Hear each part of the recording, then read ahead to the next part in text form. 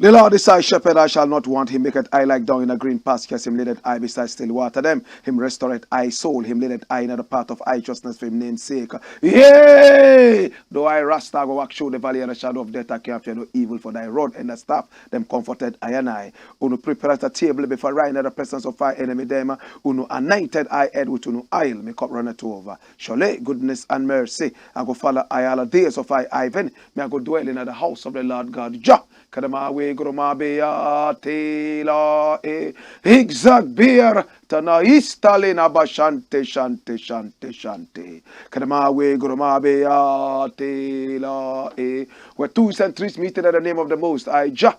So Jaja de. If Jaja never build up your house, the builder I go build it in vain. Same way. If Jaja never watch upon your house, the watchman I go watch it in vain. The name of the Lord is a strong tower, and the righteous run into it and them is safe. Many are the afflictions of but Jah shall deliver him from all of them. And I give thanks. And I give thanks. And I give thanks. Au mauso bolisa. Adano wato. E was simple for.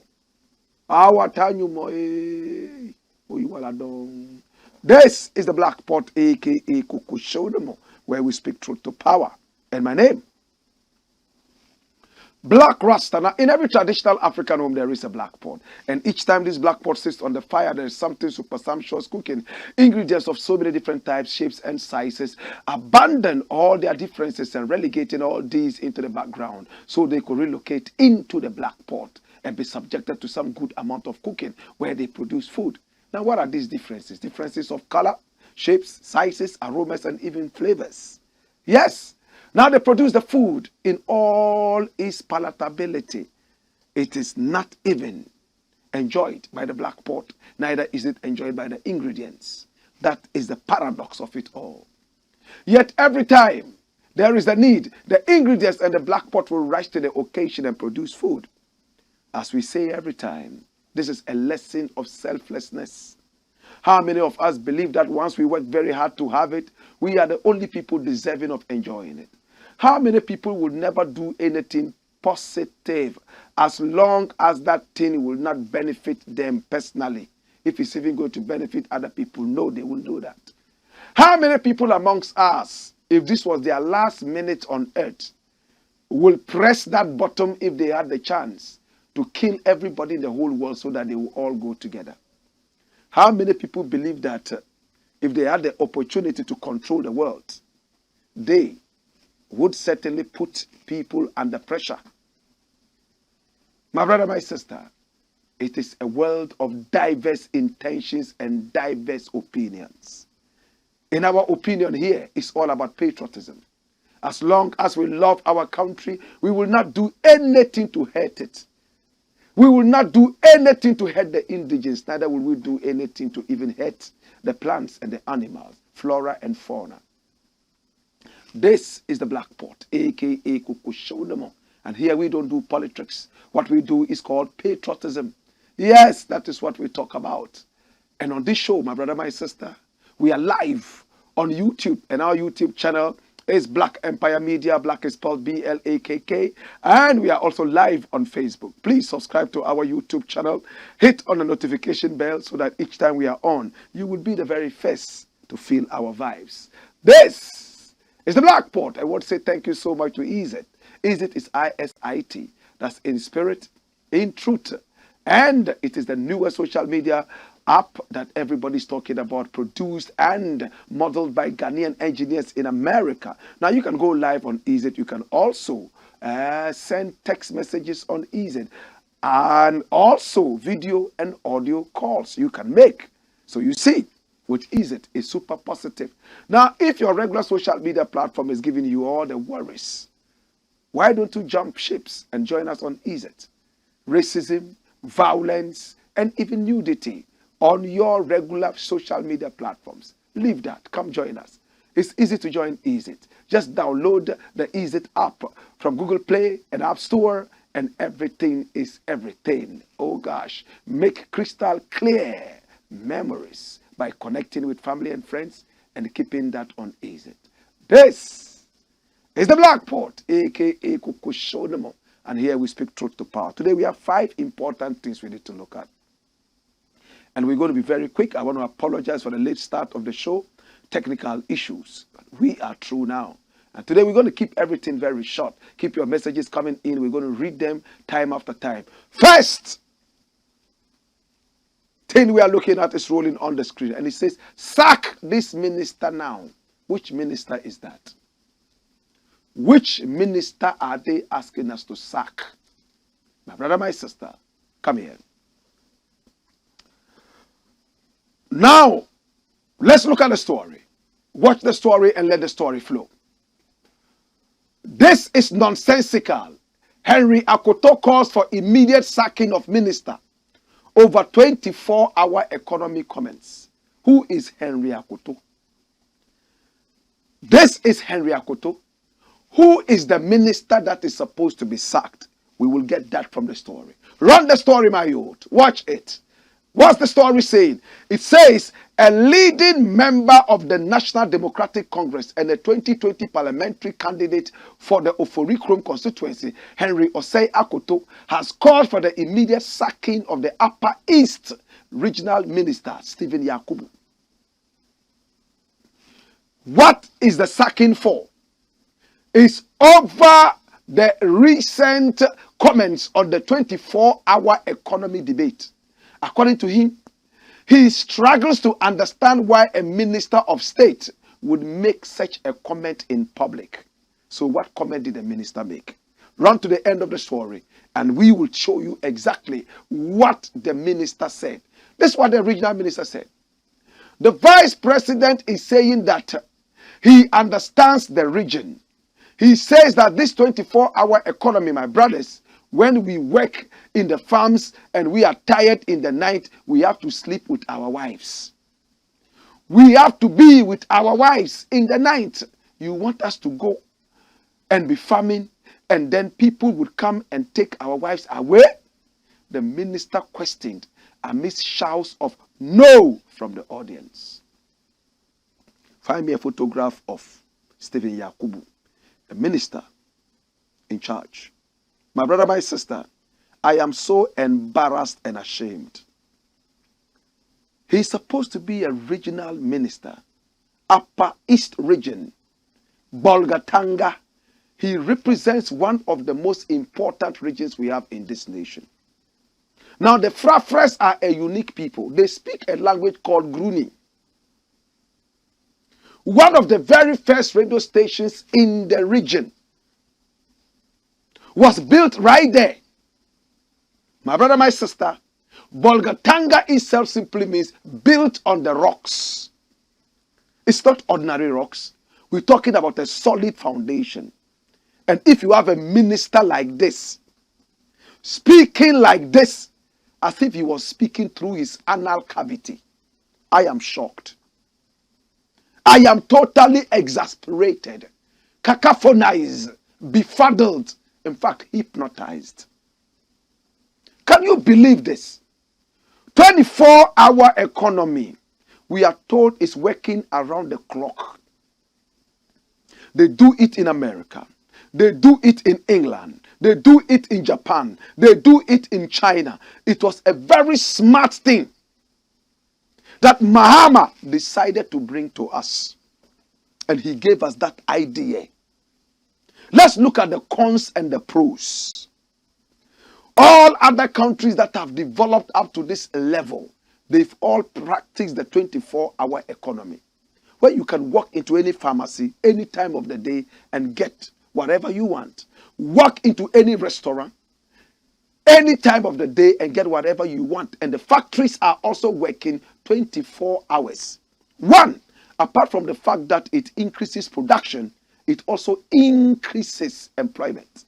In a nation that is bedeviled with unemployment, this is a very good leeway.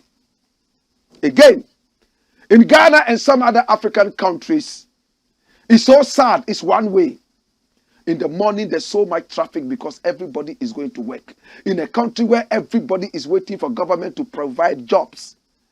And at 5 o'clock when people close, it's choked all over the place. So these are supposed to be the rush hours. A 24-hour economy would dissipate any such rush hour, at least bring it to the barest minimum. Minister in Bolga says that, no, it's not going to work because when he goes to farm and he's tired, he would have to go and sleep with his wife. And after that, he would sleep. He can't go and work for 20. Such buffoonery. I am shocked. And this guy is called a minister. Does he have kerosene in his brain or what? Or is he joking with the nation? My brother, 24-hour economy does not mean an individual should work 24 hours. You must be crazy if you think like that. It means when you work and you are tired from your farm, go and sleep with your wife or wives if you want. Let Azure, who did not go to the farm, now have the opportunity to go and work at night. That is what 24-hour economy means. It doesn't mean an individual must stand on his feet for 24 hours. You will die. Again, if you want to sleep with your wife 24 hours a day, it is unto you. But anytime you are ready to work, night or day, that job must be available. I am shocked. This is supposed to be a minister of state. My brother, he is the overlord of a whole region. Bolgatanga is the capital. Such a wonderful place. These are the square pegs they put in round holes. And when you look at the shape of his head, you realize that this is only kerosene filled. No brains. I am shocked. Or are they doing politics with people's lives? You are my brother, but your head is full of kerosene. No brains. All he's thinking about is sex with his wife. And two, that if they don't sleep with their wives, people would come and take their wives away. What do you take women for? They are only good for sex. And they only sleep and wait for you to come and have sex with them in the night. That's a shame. Why the women are not also working on the farm? Go to those areas. The women even work more than the men. The men are sitting down and smoking bonto, whilst the women are breaking their backs with babies on their backs. They are working and carrying load. My brother, what this man has said, he should never be forgiven. He should be sent away permanently to go and linger somewhere where people have kerosene in their brains. He's not deserving of being a minister. Another woman is shocked at the behavior of this man. This is this woman, pretty woman. What is she saying? Run it, my youth. He says, all you think about is sex. Beatrice Annan slams minister over 24-hour economy. Hey, run it, my youth. She says what? Beatrice Annan, a member of the NDC communications team, has slammed Upper East Regional Minister Stephen Yakubu over his recent comments about the possible effects of a 24-hour economy proposal. The regional minister over the weekend rubbished the 24-hour economy policy proposed by the flag bearer of the National Democratic Congress, NDC, John Dramani Mahama. According to Stephen Yakubu, the policy, amongst other things, threatens marriages in the region as the men, mostly farmers, will no longer be available to have sex with their wives because they will be working 24 hours around the clock. Such malnourished thinking. Such jaundice thinking. I think the man has a stroke of the brain. Major stroke, intensive stroke. How can you think like this? 24-hour economy is one man working 24 hours. Why? Even God, he slept and rested on the seventh day. Man needs rest. My brother, my sister, in Bolga, the unemployment rate is so high. The Upper East region, unemployment rate is so high. Not everybody is a farmer. There are people who are pharmacists. When you go to the area, there are hospitals, right? There are schools. Now we can even confidently say that we can have a 9th school where literacy can be taught like it was done in the days when we were growing up. You remember 9th school, adult education. It was beautiful. You and your illiterate wife walk there for a couple of hours before you come and sleep and learn how to say A, B, C, D, all the way down to Z. 1, 2, 3, all the way down to 100. And you and your wife will be competing as to who can recite it better, and so on and so forth. Is that not a good opportunity to get the massive unemployment and the massive illiteracy in the Upper East region resolved? But kerosene-filled brains like this guy will mess it up for the people. If I had my way, you guys should chase this guy out of the region. It's a shame. Join this thinking. Dash it. Next story, my youth. Next story. Hey, look at the next story. Are you not cacophonized? Maybe you are befuddled. Hey, maybe you are hypnotized. Akufo-Addo'S unfortunate talk. This is the president of Ghana. He's a comedian, untrained comedian. So when he tries to crack a joke, in fact, everybody walks away because he sounds very, very immature and amateur. This is the man. The worst nightmare this country has seen. Before he came into the presidency, we respected him and saw him as the Moses going to lead in us to the promised land. Unfortunately, he kept too long on the mountain, and we built a certain golden calf. When he came down, he was angry with us, but he told us that he would still lead us to a promised land. At the end of the day, my brother, my sister, he was not the Moses that we thought. He was a crook. The president of Ghana is a crook. My brother, the president of Ghana told us that he was the Moses of Ghanaian politics. Write it down. The president of Ghana told us he was the Moses of Ghana. Little did we know that he was the Nimrod of the nation. He has broken down all that we have built all these years. Hallelujah. This is the Nimrod of Ghana. He's Satan's nephew. And Satan sodomizes him every day. My brother, my sister, you know what this president is saying? This president saw some people holding machetes, dancing in the former president's house. Mahama, and Mahama is not the flag bearer of the NDC. This is Mahama. They were brandishing machetes. As to what that meant, many people would not know. My brother, do you remember that a few weeks ago, there was a group, a pro-government group, that said they were going to Mahama's house for a clean-up campaign? Do you remember? And they were supposed to be wielding machetes or langa-langa. Some of them were even holding ponkokote. As to what they were going to do with that, I can't tell. But they said they were going for a clean-up exercise.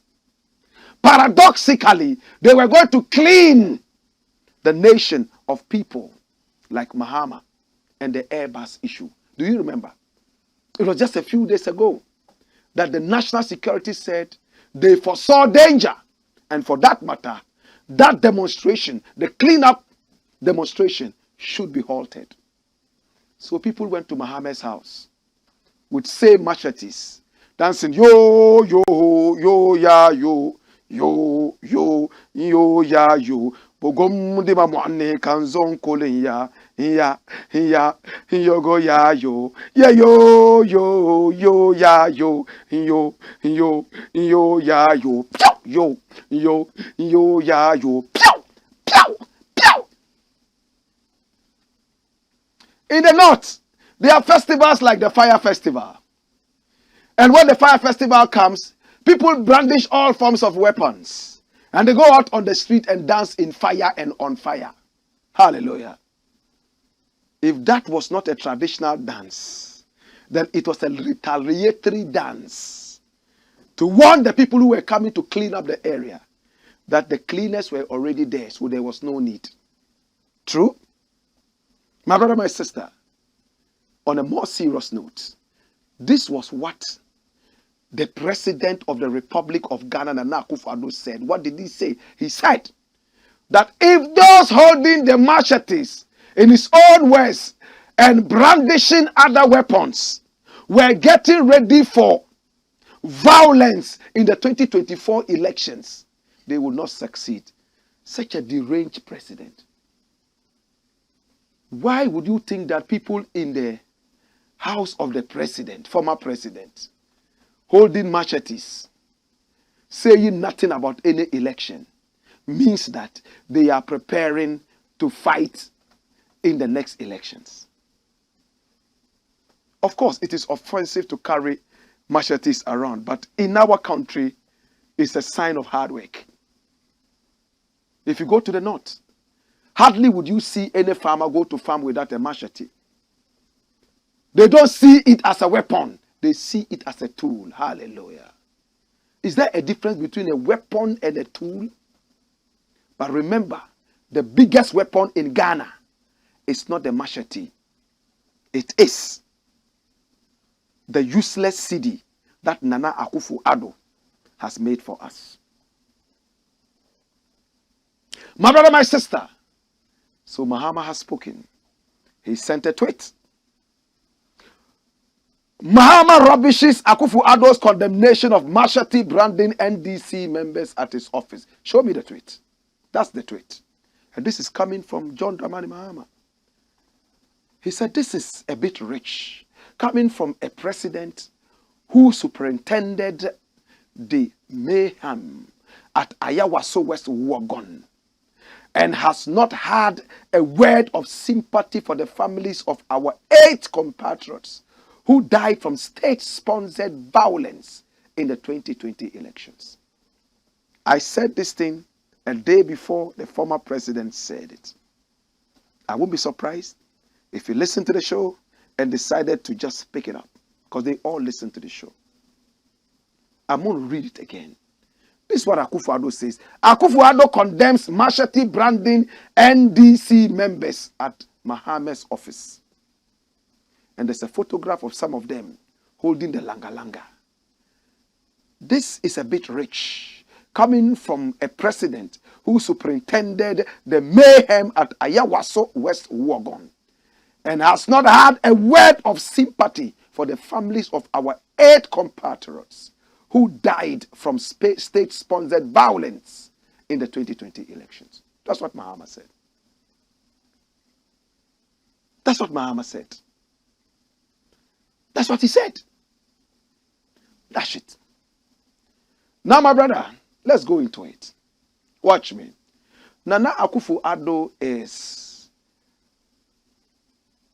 a product of violence. Before he became president, remember he told you, all die be died. Why must we talk about death when we are going for an election? All die be died. If they cheat in the election, we will die together. An old man, if you die, it's okay. You have led a good life, 80 years almost. But when 16-year-olds die, 17-year-olds die, 20-year-olds die, 30-year-olds die, then we say we have lost something. But when 80-year-old people die, in my culture, we don't say they have died. They have gone on a journey. Listen to wisdom. When people like Nana Akufo-Addo die in my culture, our elders say that they have gone on a journey. They have lived long enough. But when people, 30 years, 40 years, 50 years, when they die, we say it's a big loss. Mr. President, you said all die be die, inciting people to die for you to live your childish fantasy, your childhood fantasy of being president. Ayawaso Wagon, untrained hoodlums were given police gadgets and guns to humiliate people and shoot and kill people at Ayawaso Wagon. We saw how a sitting MP was slapped, and the sound of that slap was like a bomb dropping on Hiroshima or in Nagasaki.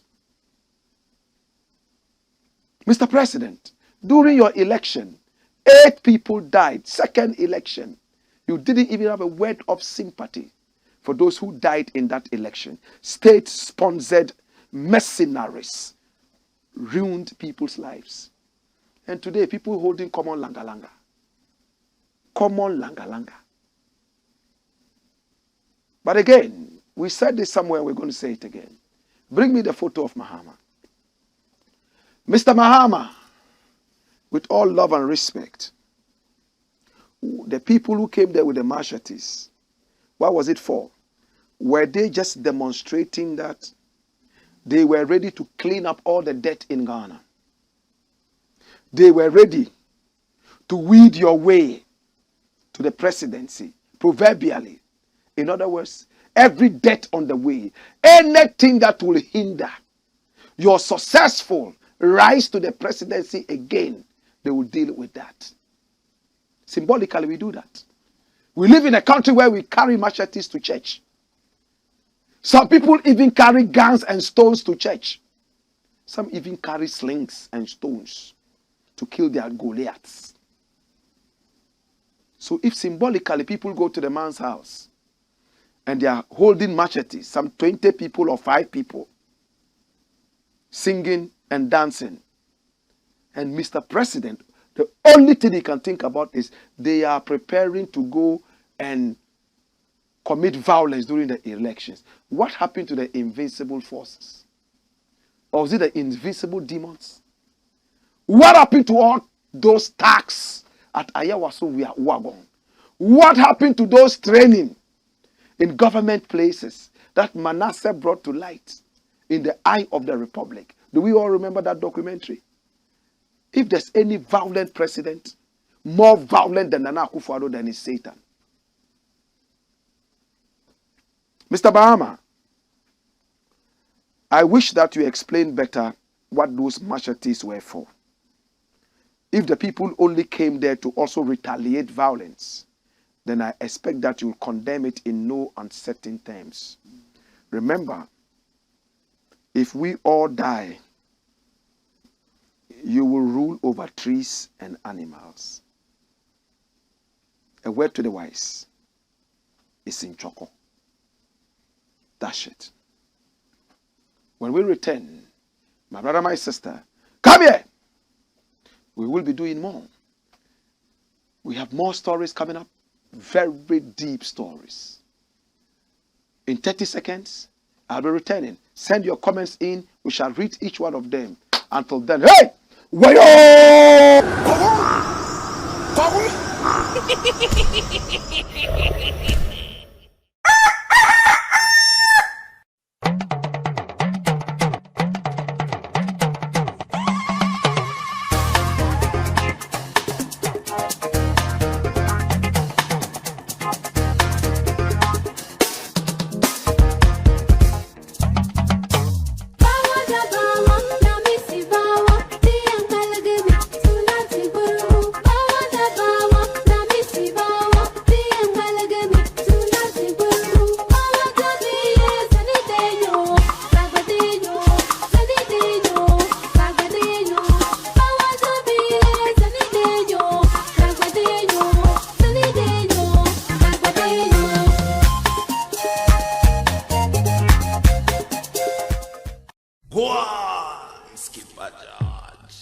Blackpot, Coco Show.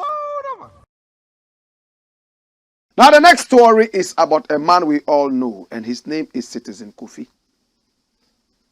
Citizen Kofi is the owner of the Citizen Kofi building on the Oxford Street. He supported me when I made my Dear Ghana song. This is my Gold Coast, now called Ghana, gateway to Africa, gateway to the world. My dear Ghana, sweet, sweet Ghana, set her free, free from the vulture. Ghana, oh Ghana, Kwame Nkrumah Ghana, Ghana, oh Ghana, ancient kingdom Ghana. Ghana, oh Ghana, Dinga Sise Ghana, Ghana, oh Ghana, ancient kingdom Ghana. He loved it, and he said, Blakk Rasta, I want to support you to produce this song. And he sent me some money and said, let that help you add some money to it and shoot a video. And we shot a world-class video. And we sent it to him. He loved it. He's a man who loves Ghana. I appreciate him. He contacted me somewhere last year and said, I hear what you say and the passion you have for the nation. I like people like you to sit and reason with. Hey, but he tweeted, and that tweet, yeah. Now you more. Run the tweets. Watch it. Citizen Kofi says the legacy of Nana Addo Dankwa Akufo-Addo Bawumia NPP. Any Ghanaian who votes for the NPP in the next 20 years is a traitor and must be stoned. Period.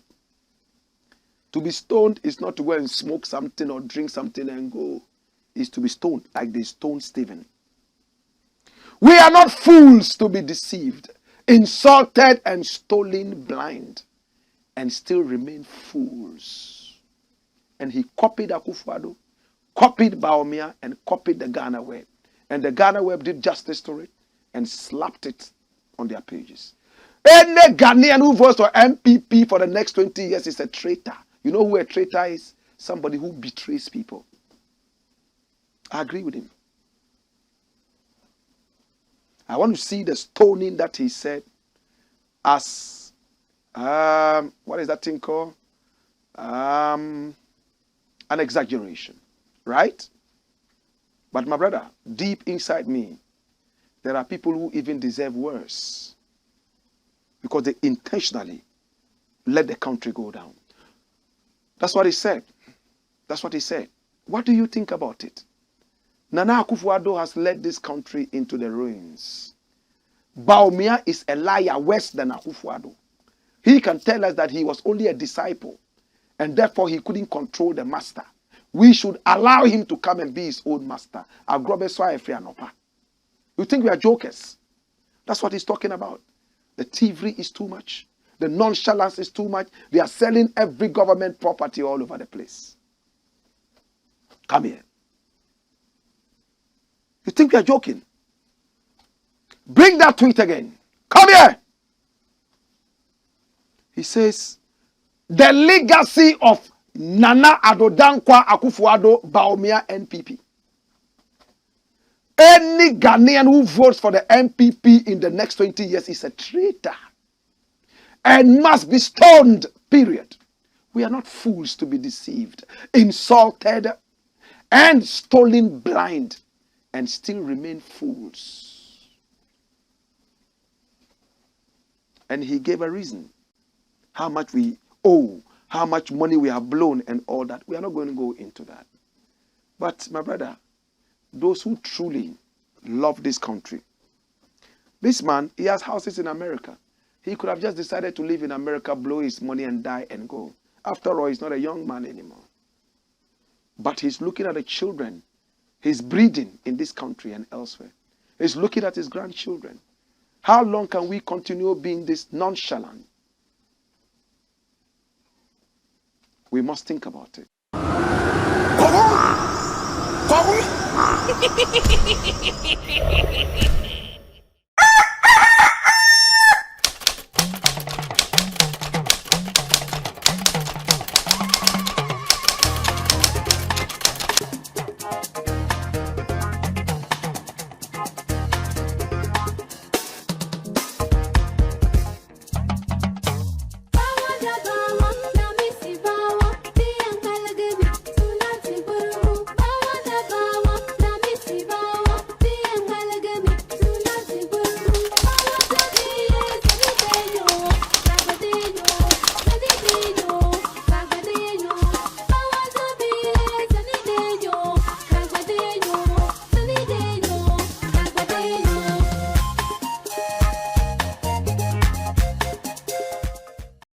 One skipper charge.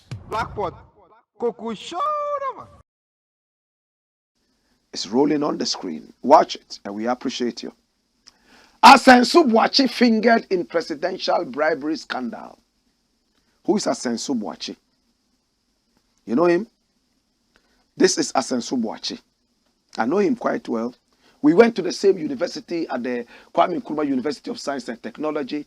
We were in the same hall, Independence Hall. We used to call him Kabila. Even whilst he was a student, he was a kingpin of the NPP. He loved the NPP. I remember he would leave campus and go for rallies and even meetings of the NPP. For me, I felt it was a waste of time because I have never been political. I hate politics. But that was his passion. I am not surprised and I don't envy him where he has found himself. It's always been his passion.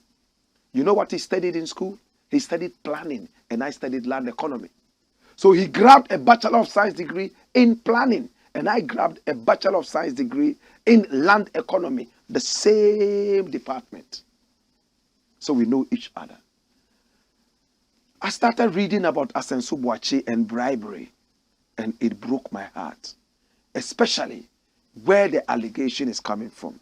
I trust the source of the information, and this is a brethren that I also know. So let us look at the facts. After looking at the facts, let us tell ourselves that nobody is bigger than the truth, friend or enemy. Run the story, my youth. Watch it. Ghana Web says, I was told I had to pay 20,000 American dollar bribe to Asenso-Boakye. And this is a businessman alleging. It's not an ordinary businessman. You get to know. Who is that businessman? This is the man. This is the man. Why is he wearing the northern smock? Is this man a Ghanaian? Is he not a Ghanaian? Why is he here? What is the problem? We're going to find out soon. Run the story, my youth. Watch it. It says, the chief executive officer of Alafe Food. Alafe means health. And we'll soon find out why it's called Alafe Food. We will connect it to his fugu. And you get to understand why he calls his product Alafe Food. Now, the chief executive officer of Alafe Food, Claude Convincer David, has accused the Minister of Works and Housing, Francis Asenso-Boakye, of soliciting $20,000 to grant him access to President Nana Addo Dankwa Akufo-Addo. Speaking at an event in a viral video cited by Ghana Web, David said that the incident happened in 2017 when Asenso-Boakye was Deputy Chief of Staff at the Office of the President. He said that he went to the presidency to speak, in fact, to seek a guarantee for a loan for a project under the government's flagship One District, One Factory program, but was told he would be allowed access to the president after the payment of the 20,000 American dollar bribe, which he refused to do. Watch this. I recount my own visit to Flagstaff House on December 26, 2017, in which the president's nephew or cousin, Asenso, who was one of the two deputy chiefs of staff, and he solicited a $20,000 bribe in order to either gain access to the president or for further favorable action on the appeal, which I was delivering on behalf of the company, which was a guarantee for a loan by the Exim Bank of Ghana for a One District, One Factory loan from a Ghanaian bank, he narrated. The CEO also alleged that the then Northern Regional First Vice Chairman of the ruling New Patriotic Party, Idrisu Sande, was the one who informed him of the bribe he was to pay, and he prepared him for it. Who is Idrisu Sande? We all know this face, right? We all know this face. This is supposed to be the face of Idrisu Sande. Bring back the story. And who is Idrisu Sande? Idrisu Sande, my brother, my sister, the then Northern Regional first vice chairman of the New Patriotic Party. The companies that I worked with are Yendi's nominees for one district, one factory. The circumstances of the solicitation of a bribe were that the first vice chairman of the New Patriotic Party in the Northern Region, Alhaji Sunday, had taken me to the Flagstaff House. Sunday had taken him to Flagstaff House, and for that matter, he needed to pay 20,000 American dollars in order to meet with the president or be given easy access to the loan that he was nominated for from Alafi Company, right? Alafi Food. But David continues that we will probably meet with Asenso. We wouldn't meet with the president himself, and that Asenso had the power to even override the president's favor. Alhaji Sunday made it clear that Asenso's word was final. Convincer David said that after the meeting with the president, he, Akufo-Addo, gave his blessing for the guarantee for the loan for the one district, one factory project. He added that the NPP vice chairman demanded $2,000 bribe after meeting Asenso, which he declined to pay. He added after refusing to pay the bribe, Asenso gave a note which they took to the Minister of Trade and Industry that the final agreement should be passed by him for approval. My God. This is important. Dash it. Let me explain it better. So, now let me deal with photographs. Bring me the photograph of David. Watch me and be quick with this. Now this is Convincer David. He's lived his life abroad. He has come to Ghana to stay in Ghana and be part of a great movement called the Back to Africa movement. He is repatriated. They are the people who believe that black people were carried into slavery and it's time to return home and contribute their quota to the development of Africa. He chose Ghana because of Kwame Nkrumah. When he arrived, he started working very strenuously. He found himself in Yendi. That is why he's wearing the fugu here, where he became the CEO of Alafe Foods. That's how come he got in contact with the first vice chairman of the NPP in the Northern Region, Alhaji Sunday. This is the man. And when you see people like this, they look like holy, but they are dirtier than toilet paper. These people. That's why a lot of them will find themselves in hell. You see them like this, like they are holy. Some of them, their foreheads are black because they have knocked their heads on the ground and pray to Allah, Allah. They are praying to Satan. Wallahi. My brother, my sister, what happened next? Alhaji Sunday decided to take him to the Flagstaff House so that there would be a quick facilitation of the loan because his company had qualified for the one district, one factory, and therefore he was supposed to have access to a certain loan from Exim Bank to help him open up the company so that it could qualify to be called one district, one factory. So they get to the Flagstaff House.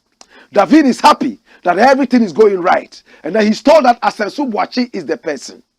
Once you meet this guy, he's one of the two deputies, chiefs of staffs of the president, so everything will be okay. But this is the favorite of the president. Talk to him. He talks to Asenso-Boakye. And Asenso-Boakye, when you listen to the tape, was very quick and he went straight to the point. What can I do for you? And he said, I am here to secure a loan for my company that has been selected for the one district, one factory from Exim Bank. I need to meet with the president, or I need to have the loan facilitated. Either of them is okay for me. The most important thing is the loan, not the president and not any other person, just the loan, so that Alafe Food can rise. As to say, oh, no problem. Everything will be done. Don't worry at all about it. Go ahead and do your thing. My brother, As he walks out of the office of Asenso-Boakye, dirty Alhaji Sunday approaches him and comes to tell him that, you know what? Asenso-Boakye is so powerful. He can even override the favor of the president. In other words, if the president decides that this is the person that I favor, Asenso-Boakye can override it and choose another person because he has the power and he's the president's favorite.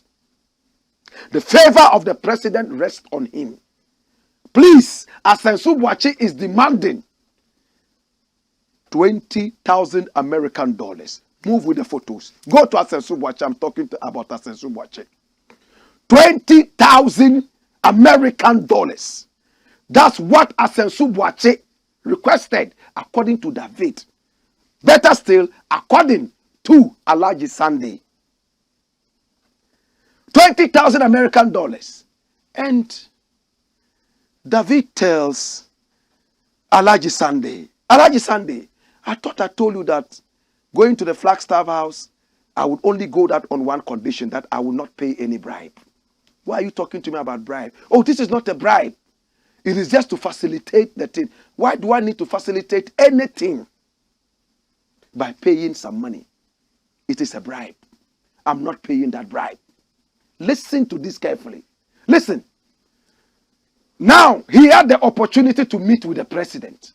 As to how he did it, I can't tell you. And he himself didn't say it. When he met with the president signed that he had qualified for the loan and therefore he should go for the loan. In his fugu, he's happy, dancing damba and bamaya and even takai to go for the loan. All of a sudden, Alhaji Sunday calls him and says, come here.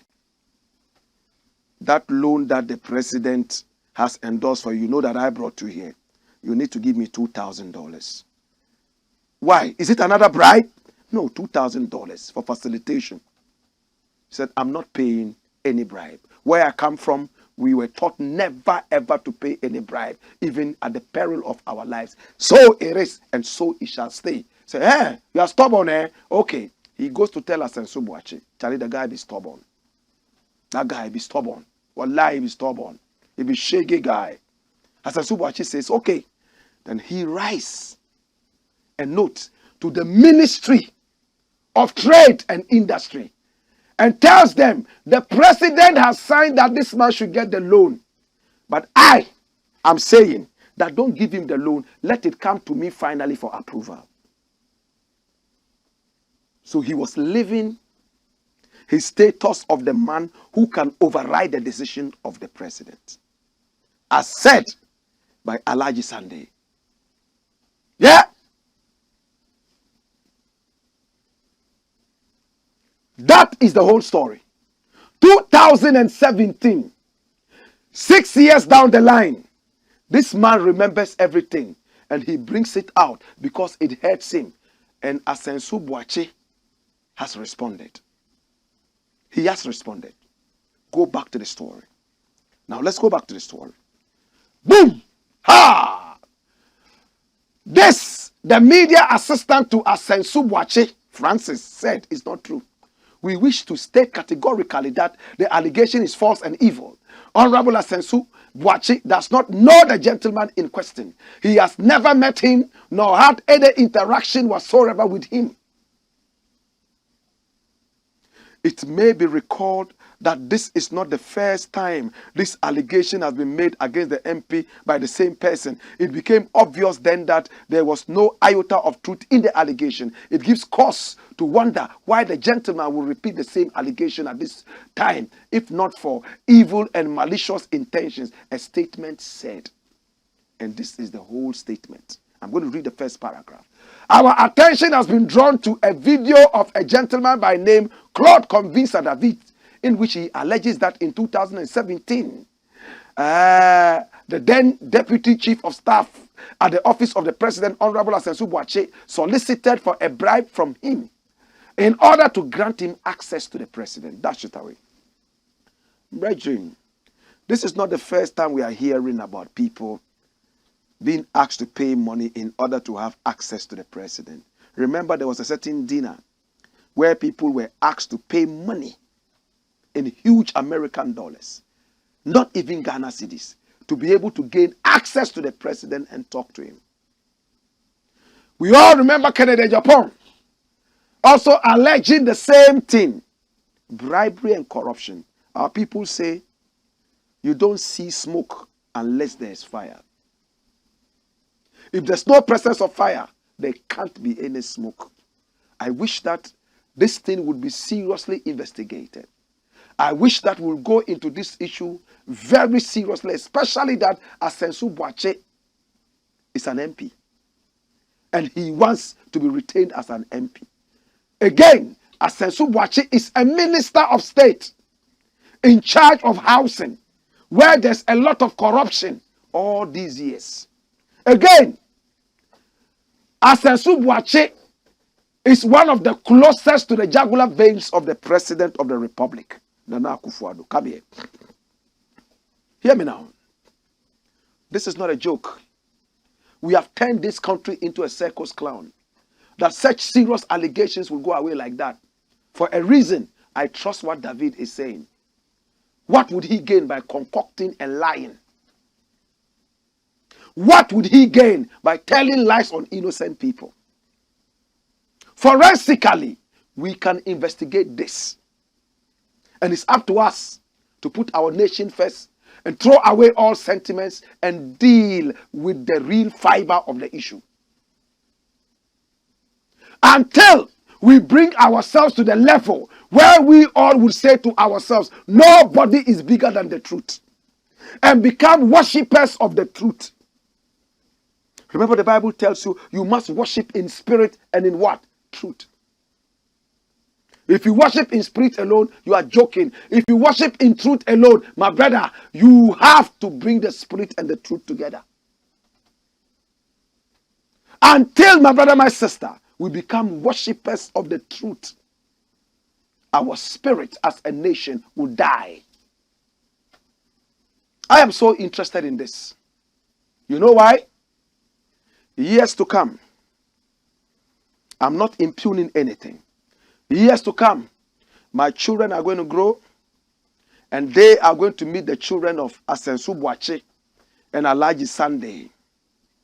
They are going to be driving big cars and flying helicopters and choppers and private jets. My sons might just be riding motorbikes or even walking on foot. And they will tell them that their father did not live a good life. Wambobra, your father and our father went to the same university. How come our father was able to leave this behind for us, leave that fine, leave that fine? My father and your father were of the same age. How come he was not able to do A, B, C, D, yet our father was able to do that? They would not have the full facts that some people were corrupt. They got ill-gotten wealth. That some of them twisted the hands of the next generation, many of who died, so that they will reach where they have reached. We are speaking tongue in cheek. Please, I call for an investigation into this. I'm not going to stop talking about this. And I don't think that Asenso-Boakye has the right to order us to ignore what this man is saying. You can't tell us that. It has to be investigated. I wish you had called for an investigation into this. Or better still, sued the man. You said he said it before. Why didn't you sue him? The man knows what he's talking about. Then you come and order us to ignore what the man is saying. You can't order us, with all respect. You have no right, absolutely, to order anybody. This is about our nation. The nation does not belong to you alone. It belongs to all of us. And therefore, we have to be careful who says what to us. In Ghana, some stupid fool goes about stealing people's monies and things. And then when allegations are coming out, these stupid fools come to tell us, oh, ignore. Ignore, ignore. I'm not saying Asenso is a stupid fool. I'm just giving another example. He's my brethren. Until it's proved otherwise, it is what it is. My brother, my sister, let us be careful. Let's be careful of those who come to tell us, oh, ignore this. Relegate it to the background with all the contempt it deserves. This is political language. They like that statement. Ignore it with all the contempt that it deserves. What contempt? We will check it out and see exactly what it is. But Nana Akufo-Addo, he's already in hell. This old man is going to hell. Satan is going to sodomize him. That I know. He's having nightmares. The office of the special prosecutor is becoming so limbless because of this dirty president in power. They are not ready to let corruption be a thing of the past. Why should we respect them? A lot of these people are looters. And that is why I am angry. Dash it and come here. Next story. Check out the next story. Watch it. And it's interesting. Zambia bans African print in parliament. Listen on. Zambia bans African print in parliament. Hey. You know Kwame Nkrumah used to have a certain kind of suit he was wearing. They used to call it political suit. This kind of suit. In Zambia, they have a name they call it. Kwame Nkrumah's was long sleeved. The only difference is Nkrumah's was long sleeved and this one is short sleeved. And this one is called the Kaunda suit because it was popularized by Kenneth Kaunda, their first president. It was popularized by him. Remember, Nkrumah gave out money in millions of British pounds for Zambia to be able to stand firm on this Pan-African footing, including Guinea. Kaunda used to wear this, the same thing Nkrumah was wearing. But Nkrumah had long sleeves, and this man, Kaunda, decided to go for short sleeves. They have banned this in the parliament of Zambia, including African print like what I'm wearing. Everybody must wear suit and tie in the Zambian parliament. BBC has the full story. Watch this. Kaunda suits, loved by Kenya's President William Ruto, banned in parliament. Kenya's parliament. Okay, so it's Kenya's parliament, not Zambia. Please rectify it. It's Kenya bans. So Kenya's parliament has banned the wearing of a suit named after the late Zambian president, Kenneth Kaunda, within the building. So please get it right. The suit is actually popularized by Zambia, but it's Kenya that is banning it. I would have been shocked if Zambia was going to ban this, because their first president made it popular. So in Kenya right now, they are saying that no way. Speaker of Parliament Moses Wetangula said Kaunda suits as well as traditional African cloths were not welcome. It's the most unfortunate statement I have heard the whole year. The whole year. This is the most unfortunate statement I've heard from an African parliament. I read it again. Speaker of Parliament Moses Wetangula said Kaunda suits as well as traditional African clothes were not welcome. Kenyan President William Ruto often wears them on official occasions. This has made the Kaunda suit, a safari jacket with matching trousers, popular with the political class. The suit is named after the late Zambian president who loved wearing them. Kaunda suits. It's often short-sleeved and is worn without a tie. Mr. Ruto has worn the suit sometimes with a short, upturned collar. On Tuesday, Mr. Wetangula said his decision to ban the suit was due to emerging fashion trends that threaten the established parliamentary dress code. Underline that, established parliamentary dress code. He noted that a proper dress code for men means a coat, a collar, a tie, a long sleeve shirt, long trousers, socks, shoes, or service uniform. What a shame. The Kenyan parliament is a colonialist parliament, dirty parliament. Several years of independence. Look how your ancestors fought for your independence. The Mau Mau. I just made a song for the Mau Mau soldiers. I just made a song for the Mau Mau soldiers, which I am releasing anytime soon. People like Dedan Kimathi. Look how they fought for your independence. Look how the British came and took over the whole place, killed a lot of Kenyans. It took the Mau Mau soldiers, people like Dedan Kimathi, to stand for the right of the average Kenyan. And today, you sell out your own people's traditional attire just to go and wear the British coat and tie. You are fools, all of you in parliament. I'm so ashamed of the Kenyan parliament. Somebody send this message to them. You guys are colonial, you are imperialists, you have no common sense of traditional decency. You should be proud. If people come into the parliament house, dress like Mau Mau, dress like traditional Kikiyu, you want them to dress like British in a modern environment of independence? What a shame. Kenya! Kenya! Where's Jomo Kenyatta? Jomo Kenyatta would be shaking in his grave. He was a man who loved to wear traditional. Dedan Kimathi. Where's Ngugi wa Thiong'o? Where are all these people?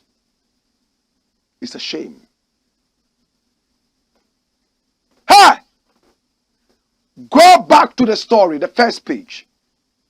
My brother, it says Kenya's parliament has banned the wearing of a suit named after the late Zambian President Kenneth Kaunda within the building. Speaker of Parliament, Moses Wetangula. Do you have his photograph?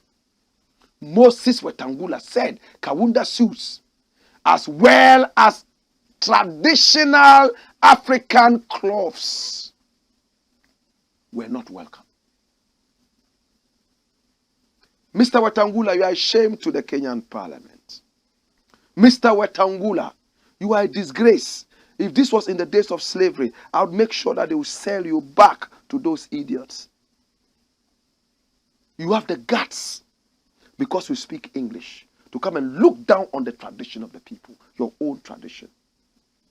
Those who made sure that you had your independence did not dress in suit and tie. Mr. Wetangula, your face even looks like the face of those people who came to colonize us. It's a shame.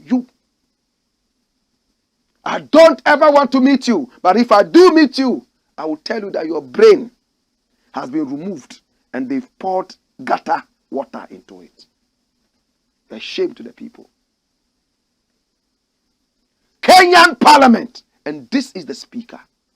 He says you cannot wear Kaunda suit, locally tailored suit, or any traditional African wear into the parliament house. Like I went to the Ghanaian parliament, they had invited me to come and answer questions, and I dressed in a flowery, beautiful African dress in full regalia. And some of these MPs with no common sense were saying, he's not well dressed. He's not well dressed. Go and dress well and come back. I looked at them with the eyes of a lion, and some of them froze.